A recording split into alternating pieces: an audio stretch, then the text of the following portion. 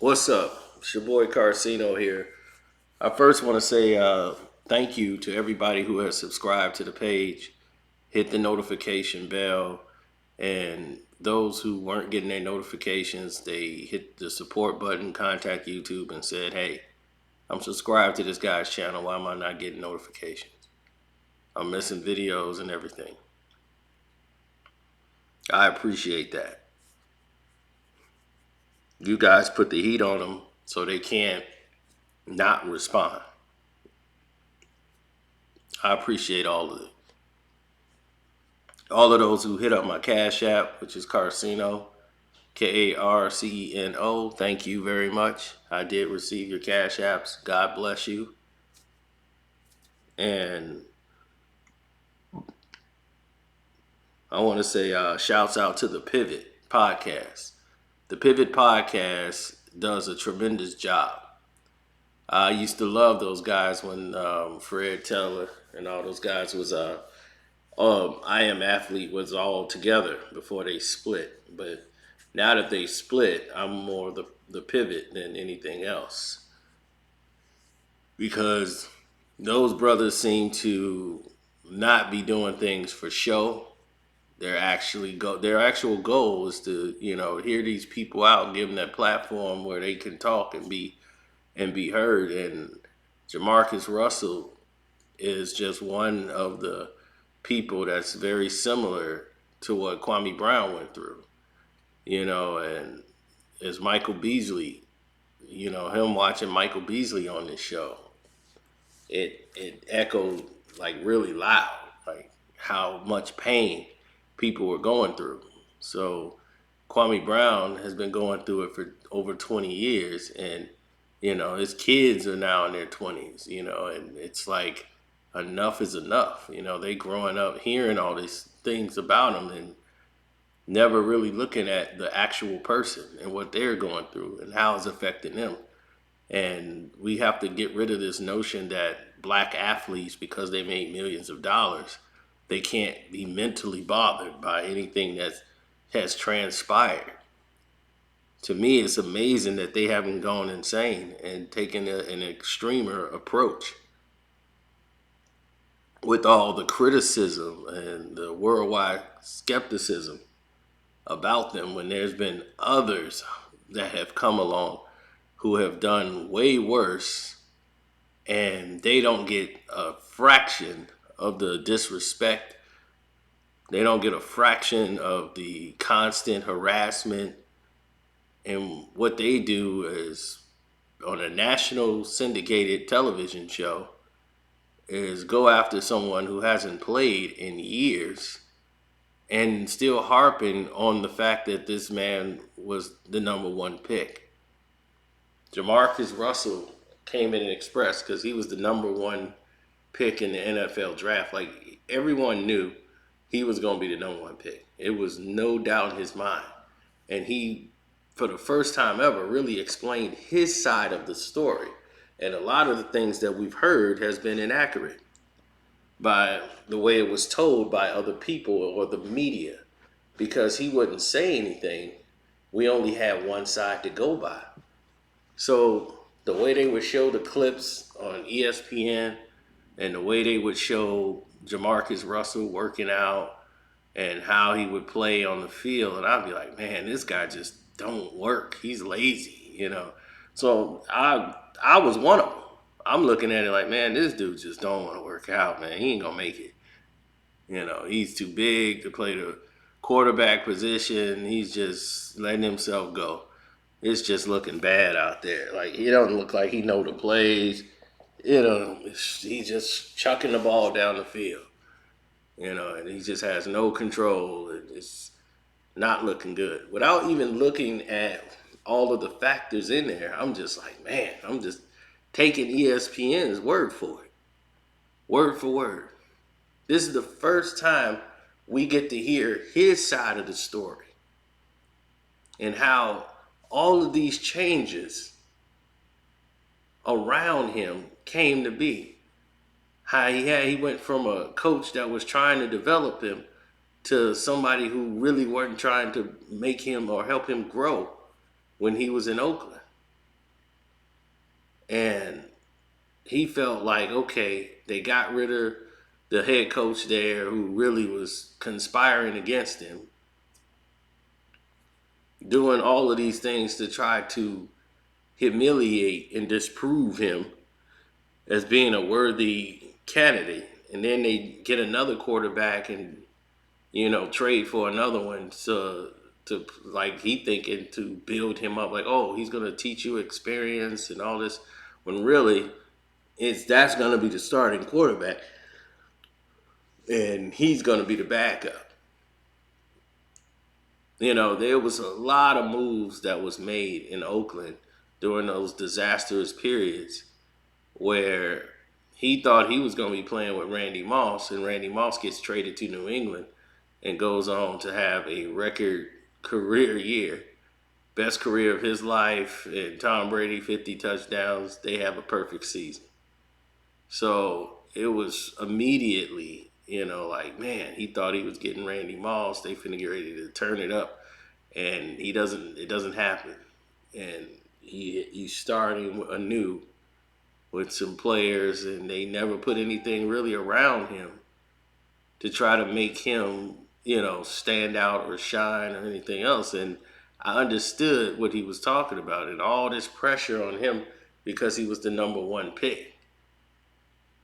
Nobody thought about who was number two, number three. And it's so sad because when you see it happen, you just like, wow, really? You're just shocked. You see, when the Chicago Bulls took Derrick Rose and Michael Beasley was taken number two, Beasley was picked to be the number one pick in the draft. So when he went at number two, everyone was like, oh, that was a mistake. The Miami Heat and all these guys, they finna run it, man. They got Beasley, Michael Beasley, man, he's finna take off. And they started all of this. Michael Beasley is finna rule the league. This is it.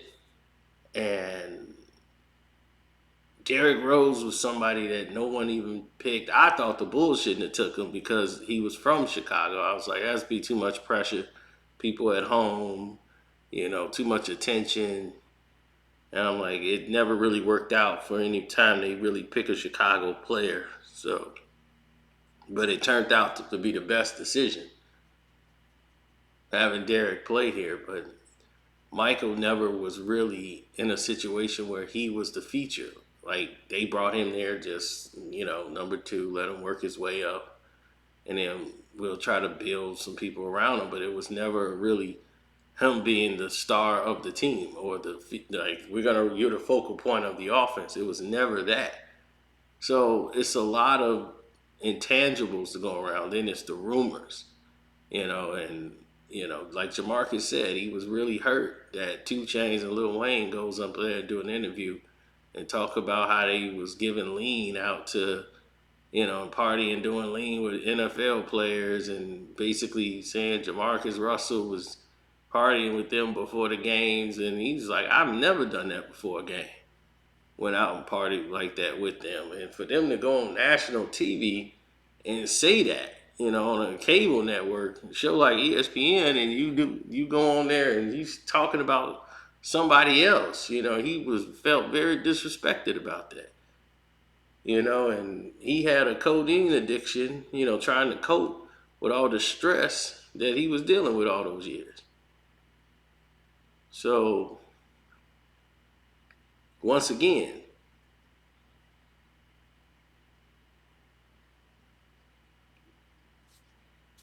you're looking at a scenario where people negate mental health. You look at Kwame Brown. This is somebody who's been attacked for over 20 years. Now that he's on the internet, people are seeing like, oh man, I can make money for myself by attacking Kwame Brown. And people be, Kwame, don't say nothing. Don't say nothing to him. Just leave him alone. Don't even give him life by saying something and acknowledging it. But you don't know how this man feels about that mentally. He's probably tired. He tired of it. He feel like, look, me saying something is keeping me from really going over there and beating the living hell out of him. So I might as well just say something and get it off my chest than me holding it all in. So people, we got to realize something. We got to understand that just because we can do something or we can mentally say, well, I can block that out. I ain't worried about it. If we could do that, that doesn't mean everybody else feel the same way. Other people anger level, they can't control that. They go from 0 to 60 and then back down. Me, I can't do that. My blood pressure go too high, boy, I'm about to pass out. If I laugh too hard, I'll be about to pass out. So I already know I need to chill out and cool off. I don't get too high, I don't get too low. I stay even keeled. I really feel that proper exercise and eating properly plays a part in mental health too.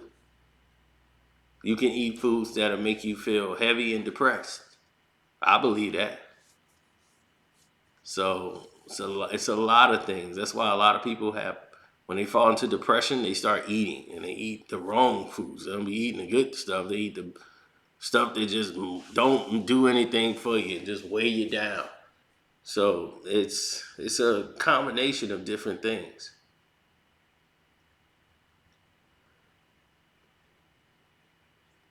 I feel Jamarcus Russell is 100% correct. I'm glad he's in a mental space now where he still ain't 100%, like there, but he felt, he contacted them and said, I want to come on the show. He felt safe. He don't sit down with anybody because you don't trust. You don't trust anybody no more in this industry. It's hard to trust anybody. You gonna have trust issues. So when you keep talking about Kwame Brown, shouldn't Kwame Brown have trust issues? Look how many people that he done gave and blessed with opportunities on YouTube to use his name and everything. Look how many times he done did that. And what do they do to show their gratitude? Find a way to try to start an argument or turn on them because now that's good for them. If they start that, and now they can start a mini war to get some attention and people arguing. That's what they need, conflict.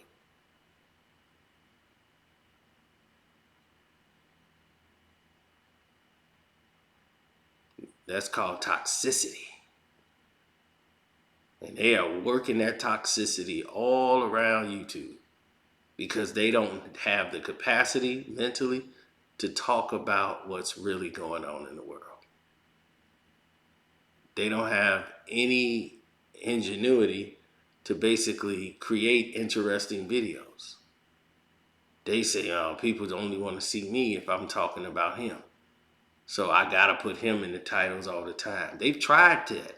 They tried to pivot and do other things. And they see how low their views were. And they get scared.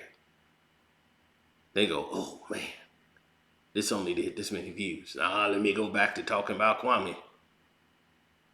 Jamarcus Russell gets attacked every year. They do #1 draft picks in the NFL. He's the #1 NFL bust. Same thing they say about Kwame. Kwame Brown's the #1 NBA bust. Why is that? Jamarcus Russell could, on his knees, throw a ball 70 yards down the field. From his knees. That's God-given talent. Something that guy can't even do.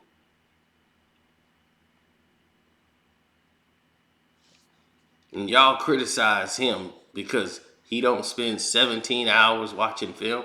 Some people can do that. Other people, it ain't necessary for them to spend that much time going over film. There's plenty of those guys who study film for hours and hours and hours, and they can't play.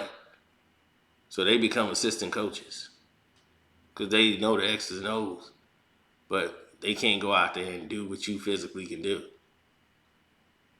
Now, this guy can go out there and produce. He just needed, and he was willing to be coached. He was looking for that guidance that he had in LSU.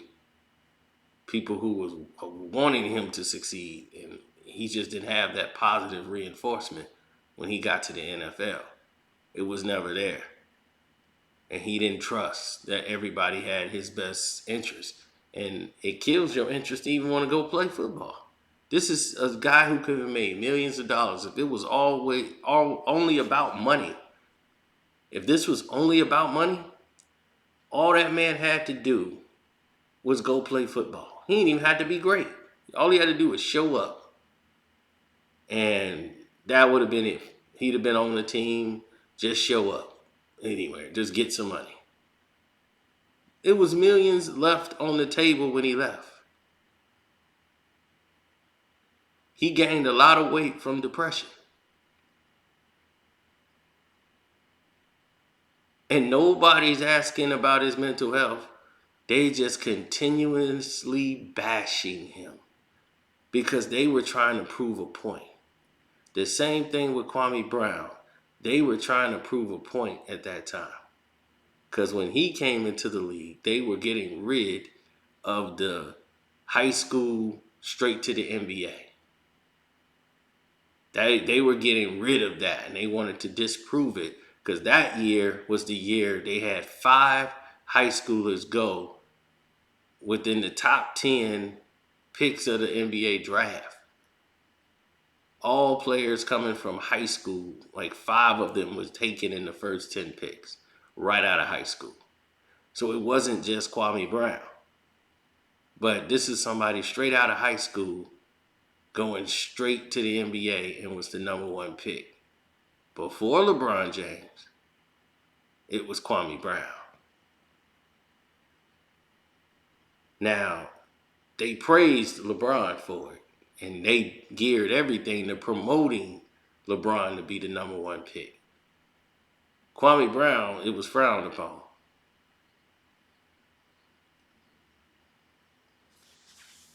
So the collegiate one and done rule came to be. Like, no more high school players can come into the NBA. They got to have at least 1 year in college. The NBA can no longer take players straight out of high school. Once that came along, then that changed the game. But they made sure LeBron got in before they closed that door.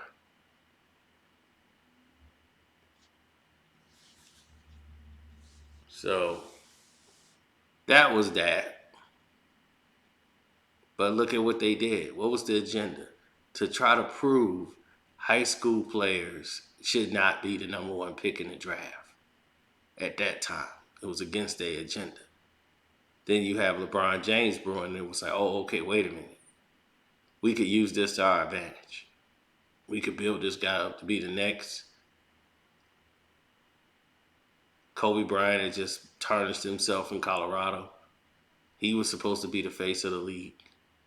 After Jordan, it was going to be Kobe. Then that happened. So then they had to pivot, and then it went all to LeBron. Nobody know about that. They don't remember these things. Kwame went through and expressed to you guys he never had the support system because Michael Jordan decided to play the year he drafted Kwame Brown. He was going to trade to get a veteran player anyway. He had every intentions of coming back and playing that year. He was just stringing everybody along, but he was working out all summer to come out in retirement and play. People forget all of these things transpired prior to the situation of the season starting. 9/11 happened. See, a lot of people just don't get it. When 9/11 happened, Michael Jordan was getting ready to announce his comeback. He had just did an interview outside practicing, and it was seeming like, okay, Michael's coming back. He broke his ribs, and that delayed everything in the process. for him really announcing the comeback that he's coming back to play. So it took a little longer after the draft before he, really made the decision that he was going to play. So he was playing with broken ribs when the season started.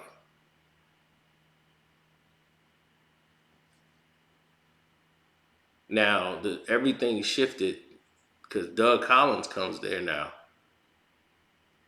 Because Doug has to coach Michael. That was Doug's only reason of being the coach, was to coach Michael Jordan.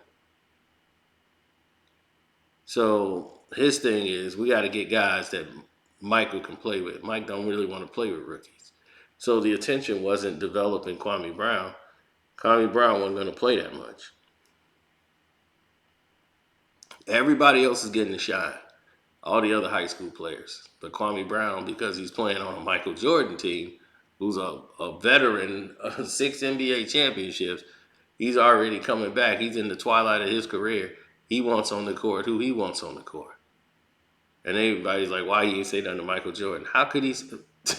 He's a rookie, 18 years old, coming into the league, and you want him to challenge Michael Jordan. It's like, are you kidding? Who's the franchise? Some people don't think realistically. Now, when you look at everything full circle, and you look at what someone should have done based on what they did do, you could sit there and say, okay, I get it now. I get it. But you didn't get it then. Because, see, it wasn't no first take. It wasn't all of these platforms. Back then, it was called journalism.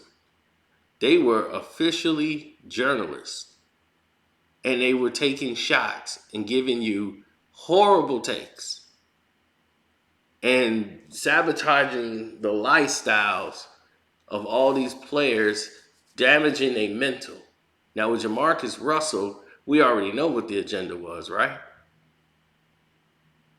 He's a black quarterback. We got to show the black quarterbacks ain't ready yet. We got to show the world they still lack the mental capacity. Why do they want to keep proving that? And why are they afraid of us being quarterbacks or have the ability to be quarterbacks? Because who is the quarterback? He's the leader of the offense. The team is most recognized normally by the quarterback. Unless you like Ray Lewis or somebody else. Normally it's the quarterback. Right? He's going to get the MVP trophies. He's going to get all the yards. He's going to pass. He's going to be the focal point when they come do the interview. It's normally the quarterback is the leader of the team. Now, they've lost almost every position on the field, as meaning that Caucasians. You see some of them on the offensive line, but you don't see hardly any white cornerbacks ever. And when they had the one white quarterback that used to play in New York for the Giants, the Seahorn, oh, they loved him. A white cornerback? They ain't seen one of those. So they have been taken basically out of the game on the defensive end. From cornerbacks to everything. It's mostly 90% African American, 99.9 almost, all African American in that backfield. Now, you look at the lead focal points, quarterback, the one white guy that's leading all these black guys. Quarterback's the leader. They want that position to be filled by white guys. They love that. That's what the NFL wants to see. So Jamarcus Russell, him coming out of high school, him failing at a very high level would prove to them, see, he's not ready. Black quarterbacks are not ready. Who's ready at 18, 19 years old? You start developing them. at 18, 19 years old because the talent is there. You could have somebody 24 years old. They wasn't ready. There's been plenty of them. They were white and wasn't ready. They ain't had no talent. They knew all the plays just like everybody else and couldn't get the job done. What was stopping them? They didn't have the talent. They worked really hard, just didn't have the talent. But they got the opportunities. They got people working to try to make them better. They had people believing in them. They couldn't do it, but they had people believing in them. And they would bounce from team to team to team. And you be sitting there wondering, like, how is this backup quarterback that never got in the game? He go from team to team, getting $1 million checks from team to team every year just to be a backup, and he never gets in the game. And when he did play, he was god awful every time he played. But he's the backup quarterbacks. Then they gonna go to another team. They hire him as the backup quarterback. He's the backup quarterback. Okay, he's the third string quarterback here. Now he's the number 2 here. It's like, how this dude be in the league 10 years being a backup, bouncing from team to team? But they ain't never have the stats or the yards when they actually got in the game to amount to anything. Black quarterback, they can't even have him on the sideline, assistant coaching, or nothing. Robert Griffin III, oh, we gotta get rid of him completely. As soon as he get hurt and injured for the team and play through pain, playing through an MCL sprain and made it worse because he wanted to prove to the team he was there to win. Playing through the pain, putting his career at risk, and then all they did is turn around and hate on him after the season he had. So it showed that they didn't care. They just wanted to tear him down anyway. They wanted him to fail.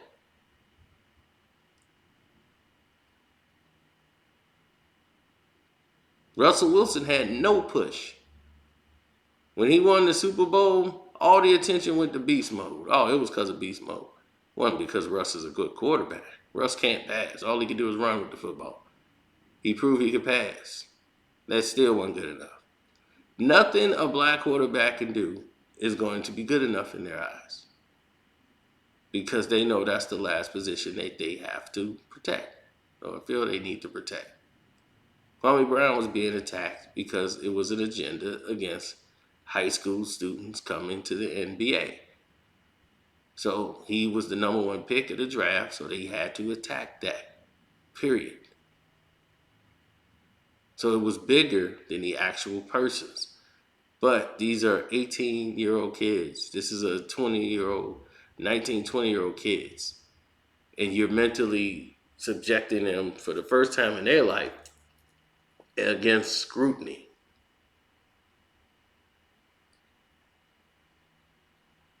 I've never seen a rookie be attacked more in his rookie season by the media, more than Kwame Brown and Jamarcus Russell. When they completely know the situation, the media, and continuously using that toxicity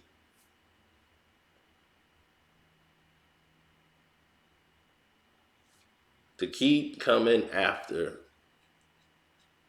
these athletes.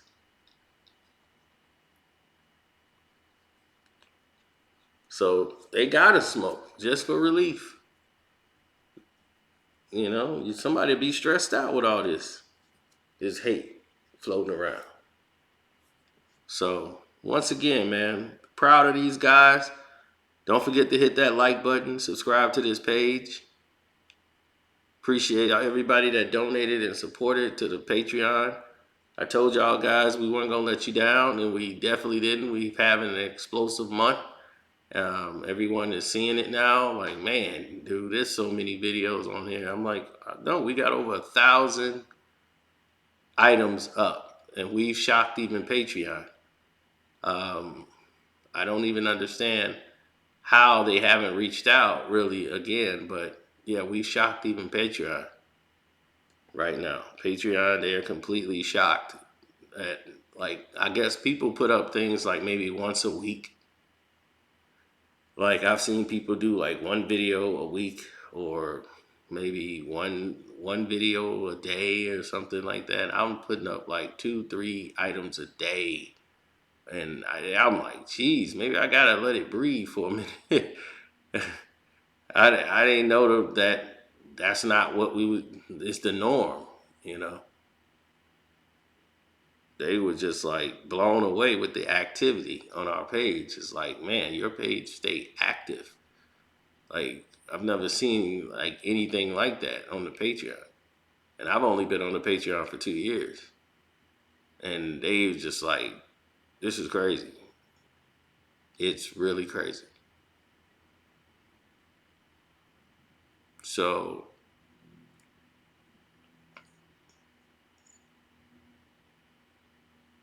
on that note, I want to say shouts out to at Kwame Brown Bus Life.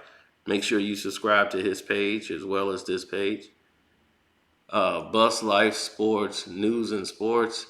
Definitely subscribe there to his sports page. Um, my page, hopefully you did that. Welcome to HD TV. Make sure you follow his page, and Ticket TV. He's been doing a great job, man, putting out the word.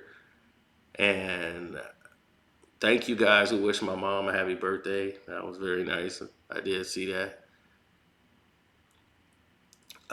Just be blessed, man, and definitely understand and put yourself sometimes in other people's shoes. You know, like just because you could deal with a situation don't mean everybody else can deal with it. I had to learn that growing up. You know, not everybody's like me. You know, like just because I can deal with it and the stuff that I can't deal with, they might be able to deal with it a lot better. So is everybody got something that they can't deal with or don't want to deal with or deal with it differently, and they might handle it in another different way. It's all respecting other people's process. And that's the problem.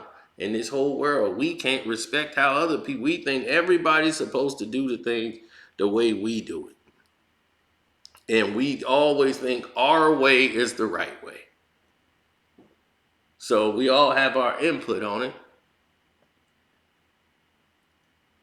you know, but it's all suggestive to you, basically, pertaining to you. So it's like, okay, that worked for you, but just because it worked for you, it might not work for somebody else. You could share it, but there's no guarantees. So I just wanted to leave you guys with that, man. I'm not going to even tell you what's coming next on the Patreon. I'm just leave everybody surprised again, like we surprised you this week. You know, so we're going to keep coming with the surprises and dropping more. Until then, I'm out.